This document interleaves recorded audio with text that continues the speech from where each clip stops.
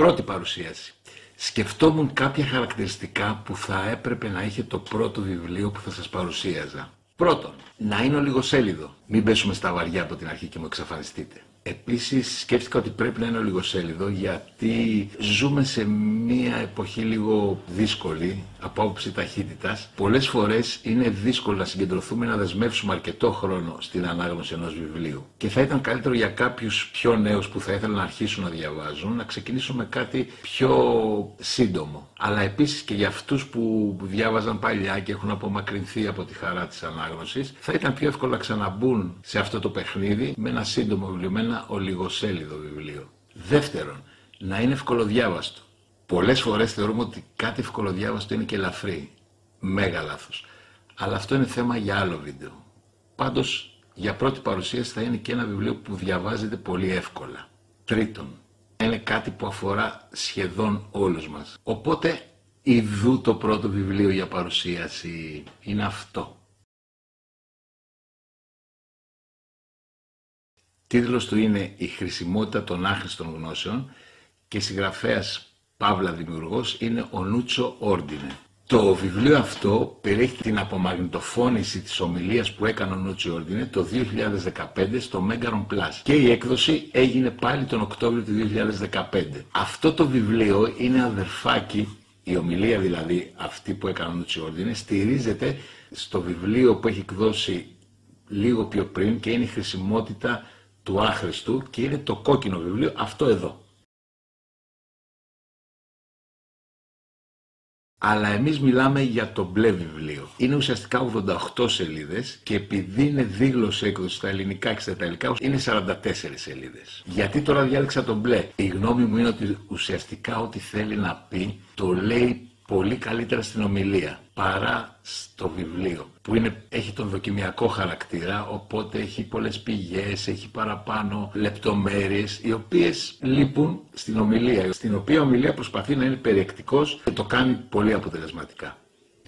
Λίγα λόγια για τον Νούτσο Όρντινε. Ακαδημαϊκός, καθηγητής Ιταλικής φιλολογίας, βραβευμένος σε Ιταλία και Γαλλία και δημοσιογράφος στην Κοριέρε ντελα Σέρα. Επίσης επιμελείται μαζί μεγάλο ομολογό του κάποιες σειρές κλασικών στις εκδόσεις Belles Lettres. Με λίγα λόγια αυτό που θέλω να πω για τον Νούτσο Όρντινε είναι ότι είναι ένας δραστήριος άνθρωπος, είναι ένας καθηγητής που ζει την εποχή του, ξέρει τι γίνεται γύρω του. Τα υπόλοιπα βιογραφικά μπορείτε να τα βρείτε άνετα στη Wikipedia. Περνάμε στο βιβλίο. Η χρησιμότητα των άχρηστων γνώσεων. Πριν πάμε στο γενικότερο θέμα, θα ήθελα να θίξω δύο μικρά πραγματάκια. Ένα, αυτή η διάλεξη έχει και ένα τόνο επικαιρότητας από τη στιγμή που η παρούσα κυβέρνηση άνοιξε την τριτοβάθμια εκπαίδευση σε ιδιώτες. Δεύτερον, η διάλεξη δόθηκε τον καιρό που η Ελλάδα βρισκόταν σε διαπραγματεύσεις με το Διεθνές Νομισματικό Ταμείο. Κρατήστε αυτές τις δύο επισημάνσεις. Λοιπόν, τι εννοεί ο Νούτσο Όρντινε όταν λέει άχρηστες γνώσεις και για ποιον αυτές οι γνώσεις μπορεί να είναι άχρηστες? Κάνοντας μια εισαγωγή, ο Νούτσο Όρντινε αναφέρεται στο σύστημα που πάει να επικρατήσει και στην Ευρώπη από το τέλος του προηγούμενου αιώνα και στις αρχές αυτού του αιώνα που διανύουμε. Και μιλάει για το γενικότερο σύστημα, το κοινωνικό, το πολιτικό, πολιτισμικό, οικονομικό, όλο αυτό το σύστημα και πώς αυτό επηρεάζει την εκπαίδευση, αλλά και την καθημερινότητά μας. Αυτό που καταγγέλει σε αυτό το σύστημα, το γενικότερο, είναι ο ωφελημιστικός χαρακτήρας που έχουν πάρει πολλά πράγματα. Όταν λέμε ωφελημιστικός χαρακτήρας είναι ότι σιγά σιγά και η Ευρώπη, επηρεασμένη από την Αμερική, έχει μάθει όλα να τα μετράει με μία αξία. Και αυτή είναι η οικονομική αξία. Να σας δώσω ένα παράδειγμα. Τα τελευταία χρόνια ακούς πολλούς και λένε ότι ο ρόλος του πανεπιστημίου είναι να τροφοδοτεί την αγορά με ανθρώπινο δυναμικό. Και σου λένε κάποιοι ότι το πτυχίο πρέπει να έχει αντίκρισμα στην αγορά εργασίας. Ας αφήσουμε το θεωρητικό κομμάτι. Το πρακτικό κομμάτι μιας τέτοιας ιδεολειψίας που πάει να κυριαρχήσει είναι ότι όλο και μειώνονται τα κονδύλια που αφορούν για παράδειγμα τις ανθρωπιστικές επιστήμες. Και αντίθετα αυξάνονται τα κονδύλια που πάνε προς τις θετικές επιστήμες και τις οικονομικές επιστήμες. Αυτό γίνεται διότι είναι πολύ δύσκολο κάποιος να κατανοήσει ή κάποιος να μετατρέψει το αντικείμενο των ανθρωπιστικών σπουδών σε χρήμα ή να δει τη σχέση που μπορεί να έχουν με το χρήμα. χονδρικά και μπακαλίστικα να το πούμε, η Ευρώπη από την αρχή αυτού του αιώνα πάει και όχι όλη η Ευρώπη, πολλές χώρες όμως της Ευρώπης, πάνε να ακολουθήσουν το σύστημα το αμερικάνικο. Για να καταλάβετε τι γίνεται στην Αμερική. Στην Αμερική τα περισσότερα πανεπιστήμια είναι ιδιωτικά. Οι περισσότεροι φοιτητές που φοιτούν σε αυτά, επειδή έχουν να πληρώσουν τα δίδακτα, συνήθως παίρνουν δάνειο, το οποίο θα εξοφληθεί από τους μισθούς της μετέπειτα εργασίας του φοιτητή. Οπότε δεσμεύεται σε ένα σύστημα όπου πληρώνει και μετά έχει να ξοφλήσει. Αυτό κατευθείαν, πέραν το θεωρητικό του πράγματος, έχει και το πρακτικό, ότι βλέπει την εκπαίδευση πραγματικά σαν ένα δούνε και λαβίν.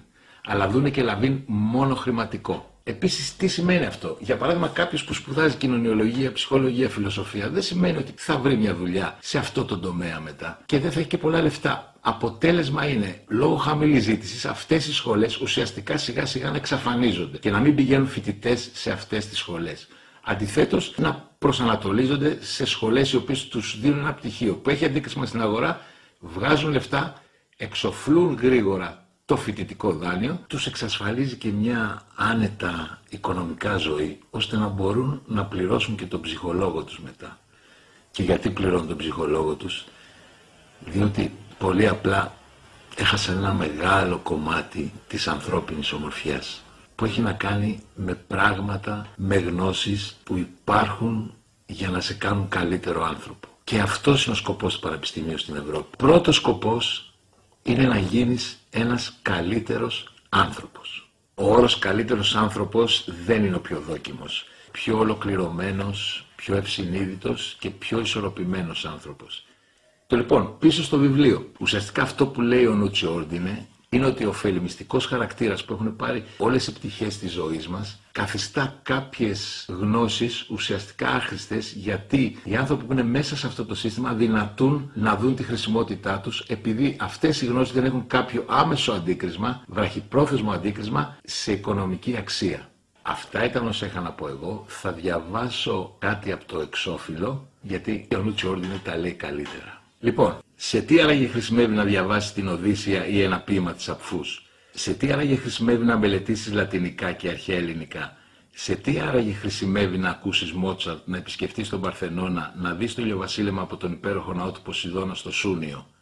Σε αυτές τις παράλογες ερωτήσεις έχει ήδη απαντήσει εξαίρετα ο Αριστοτέλης στο έργο του «Μετά τα φυσικά».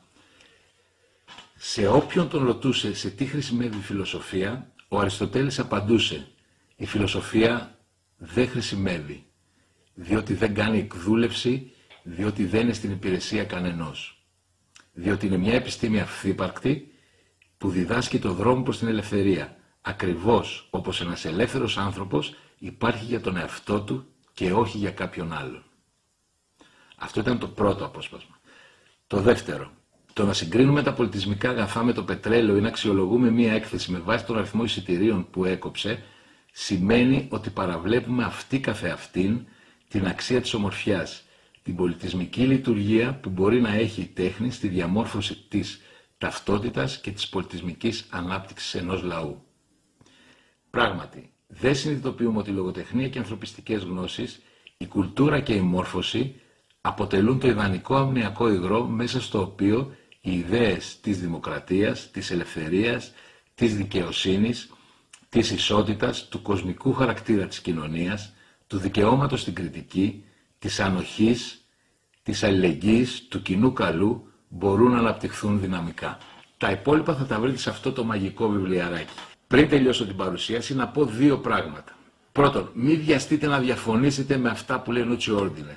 Και αναφέρομαι λίγο σε κάποιους πιο νέους. Διαβάστε για να καταλάβετε κάποια πράγματα. Μια άλλη οπτική. Και μια οπτική που έχει να κάνει και με την πολιτισμική κληρονομιά της Ευρώπης. Δεύτερον, εσείς που συμφωνείτε ούτως ή άλλως με τον Νούτσιο Όρντινε, μπορείτε να μου πείτε γιατί να πάρω ένα βιβλίο να διαβάσω που έχει τα πράγματα που πραγματικά εγώ νομίζω. Θα έλεγα ότι και για αυτούς τους αναγνώστες έχει κάποια χρησιμότητα αυτό το βιβλίο, το άχρηστο βιβλίο. Και η χρησιμότητα είναι ότι πολλές φορές με τους ρυθμούς που έχει η ζωή ξεχνάμε πολλά πράγματα. Και αυτά που ξεχνάμε είναι η ομορφιά της ζωής. Τα λέμε την επόμενη εβδομάδα.